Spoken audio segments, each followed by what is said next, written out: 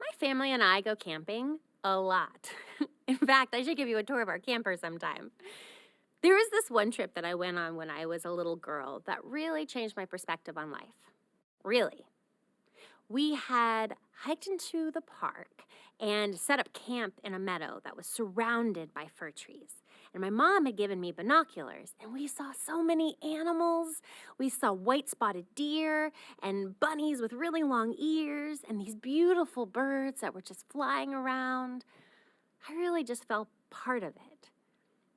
But then the sun set and it got dark, and I got sad and a little nervous because the animals disappeared and I felt like we were really alone. And then my mom showed me a trick. She showed me how to shine my flashlight into the meadow, and the most beautiful sparkles reflected back to me. It was the eyes of the deer and the rabbits and the sweet little animals all around us. They hadn't disappeared. I wasn't all alone. I bring this up because I want to talk about bullying. I know, it seems like a totally random connection, but just stick with me. I've been thinking about bullies a lot lately. You know, bullies aren't just people who tease you or make you feel bad about yourself.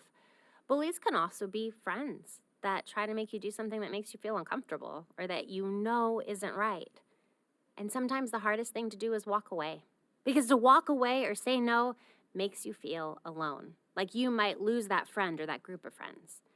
So whenever I feel that way, I think about those animals frolicking in the meadow. I think about my friends, my family, and you, my community around the world. Because even though you aren't in the room with me, I don't feel alone. And it gives me courage. We can walk away and be fine. We can stand up to anything we think is wrong because we are not alone.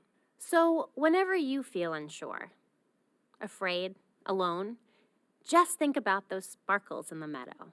Think about your friends all around the globe who you may not have even met yet. Because when we walk away from bullies, they become small and our world becomes big. Peace.